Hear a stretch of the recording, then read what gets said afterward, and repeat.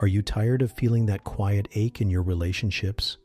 That sense that something is profoundly off, even when you've tried to convince yourself it's normal? How often have you found yourself making excuses for behavior that chips away at your spirit, all because you care? What if the path to peace isn't about enduring more, but about understanding what you've been conditioned to accept, perhaps mistaking deep dysfunction for devotion? This isn't about pointing fingers. It's about shedding light, inspired by the timeless wisdom of Carl Jung, who taught that until we make the unconscious conscious, it will direct our lives, and we will call it fate. Today, we're not just going to identify 10 subtle yet damaging relational patterns.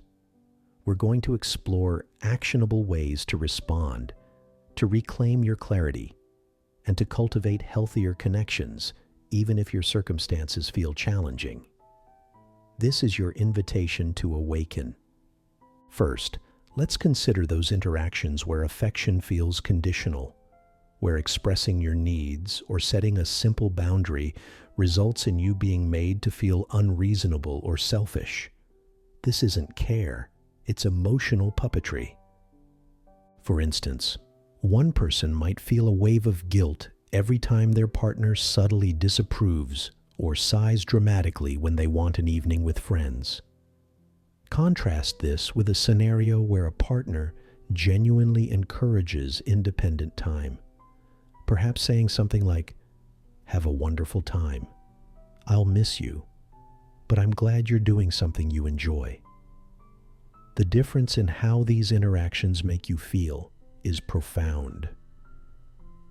Actionable step. When you feel that guilt, pause. Ask yourself, is this request truly unreasonable, or am I being conditioned to feel that way? Start by gently asserting one small boundary. Say, "I understand this might be disappointing for you, but this is important for my well-being." If you're in a situation where this feels unsafe, your first step can be internal. Privately acknowledge the manipulation to yourself. Write it down. This builds your inner conviction. What's one small boundary you could affirm for yourself this week? Then there's the quote-unquote brutal honesty that feels more like a thinly veiled attack. True sincerity aims to build up, not tear down. When feedback consistently leaves you feeling diminished, it's not forthrightness. It's often a form of disrespect. Jung emphasized that our personalities require affirmation to flourish. Actionable step. If comments sting, try responding calmly. "I'm open to feedback, but I find it hard to hear when it feels critical rather than constructive. Could you share that in a different way?" If the pattern continues, you may need to limit your vulnerability with that person. Remember, you don't have to absorb every truth offered, especially if it's laced with contempt. How do you distinguish between helpful critique and hurtful criticism in your life? If these first couple of insights are resonating with you, or if you're finding this approach helpful as we delve deeper, please take a moment to like this video and subscribe for more insights on navigating your emotional world. Your support truly helps us reach more people and continue this work. All right, building on that, let's turn to our third critical area. Consider also when caring starts to feel like confinement. When someone, perhaps in the name of protection, steadily curtails your freedom, your choices, or your connections. Genuine love fosters growth and expansion, not limitation. This control often stems from their insecurity, not your need for safeguarding.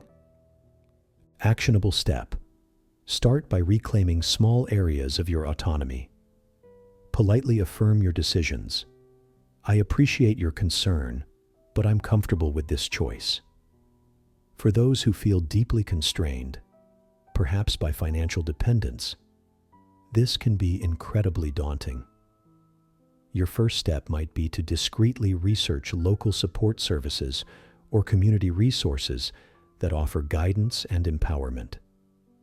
Even learning about options can be a powerful act of reclaiming agency. What about when your very perception of reality is constantly challenged, making you doubt your own mind? This is gaslighting, a deeply disorienting tactic. You recall an event one way, and they insist it never happened, or that you're being too sensitive until you question your own sanity. Actionable step: keep a private log of incidents just for your own clarity. What was said, what happened, how you felt. Share your experiences with a trusted, objective friend or a therapist. This is what occurred. This was the response. Am I seeing this clearly? This external validation can be an anchor. And what happens when your inner world, your dreams, your passions, your deeply held beliefs, is met with ridicule or consistent indifference? If your enthusiasm is always dampened, your spirit is being starved. Jung taught the importance of living authentically. Actionable step: nurture your passions in spaces where they are respected. Join a group, online or in your community, that shares your interests. You don't need everyone to understand your inner fire, but you do need safe havens where it can burn brightly. What's one passion you can give a little more oxygen to this week? Then there's the persistent absence of empathy. When your pain is regularly overlooked, your feelings invalidated, or your needs treated as burdens, the emotional bridge between you and another crumbles. You might find yourself shrinking your emotional expressions just to maintain a semblance of connection. Actionable step: clearly and simply state your feeling and what you need. When the situation happens, I feel your emotion, and I would appreciate it if you could. Specific need, e.g., listen without trying to fix it. If empathy is consistently absent, it's crucial to practice self-compassion and seek understanding from those who can offer it. We also see the cycle of repeated hurt followed by apologies that don't lead to real change. When "I'm sorry" becomes a familiar chorus without a shift in behavior, it's not remorse, it's relationship management. Actionable step: instead of focusing on the apology, ask, what will be different moving forward? What specific actions will you take to ensure this doesn't happen again? True change is visible in actions, not just words. If the pattern persists, the apologies lose their meaning. Consider the dynamic where independence is used as a shield against mutual effort. If you're always the one initiating, planning, and giving, it's not a partnership. It's an energetic imbalance. True self-sufficiency in a relationship still values connection and shared responsibility. Actionable step: try subtly mirroring the level of effort for a short period. If you always text first, wait a day, observe. You can also communicate your need directly. I value our connection, and it would mean a lot to me if we could share more of the effort in planning, reaching out. Beware, too, of humor used as a weapon. Sarcasm and passive-aggressive jabs that are dismissed as just joking can be deeply eroding. If laughter consistently comes at your expense, it's not shared joy, it's disguised hostility. Actionable step: don't just laugh it off. You can say calmly, I know you might be joking, but that actually felt a bit pointed. Is there something you wanted to say directly?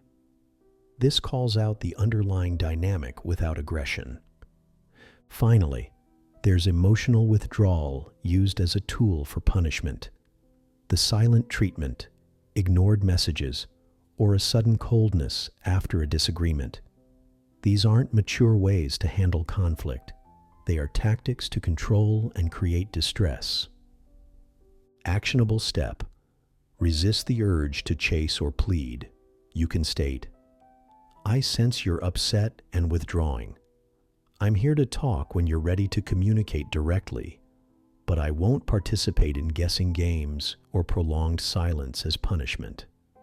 Use that time to focus on your own emotional well-being. Find ways to self-soothe and affirm your worth independently of their approval. Recognizing these patterns isn't about assigning blame, it's about embracing your own awakening. Each time you make an excuse for behavior that diminishes you, you teach your spirit to settle. But you are not here to merely settle. You are here to thrive. Healing begins with truth, with naming these experiences for what they are. This isn't love, it's control. This isn't honesty, it's cruelty. This clarity is the first step toward reclaiming your emotional sovereignty.